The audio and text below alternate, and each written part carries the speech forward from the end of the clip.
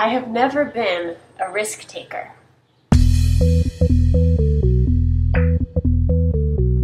Cautious, that's me.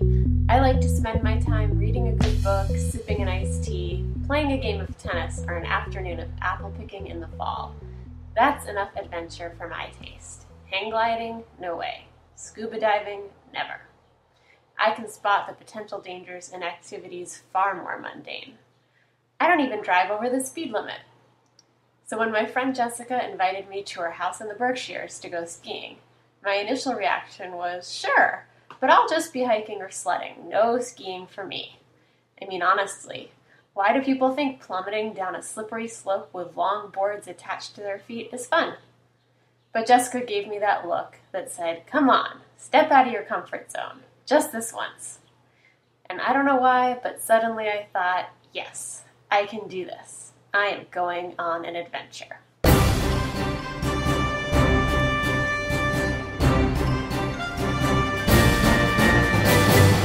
2 weeks later, there I stood, all dressed up in my newly acquired ski gear, strapped into newly rented ski equipment. Excited though I was, I found myself having a troubling conversation with Jessica. We were waiting online for the ski lift, a step I could not understand. So we are going to the bunny slope, right? I asked for what felt like the 100th time. Yeah, it's the smallest slope, but she wouldn't quite meet my eyes.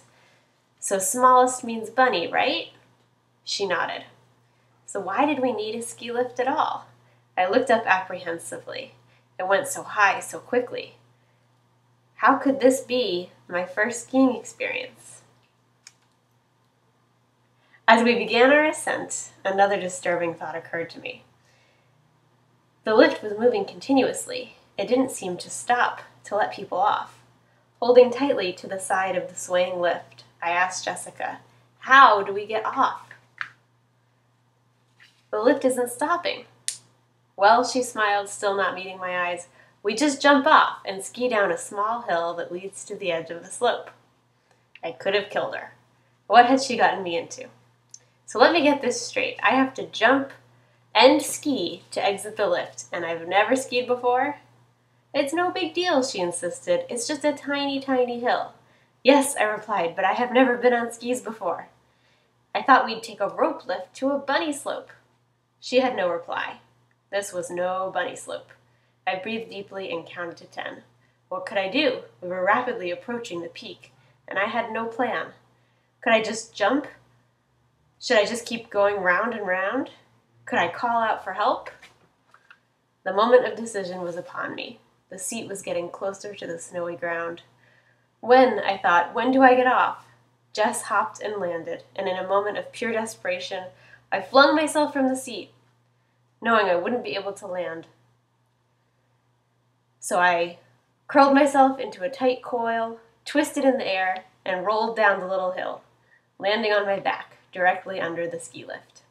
They had to stop the entire operation after all, just to help me get out of the way of the other skiers. Back on my feet, I shot Jessica a glare.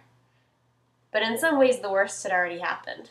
The steepness of the slope no longer intimidated me. I put my skis in the pizza shape Jessica suggested, and shoop, shoop, shoop, I glided all the way down the mountain.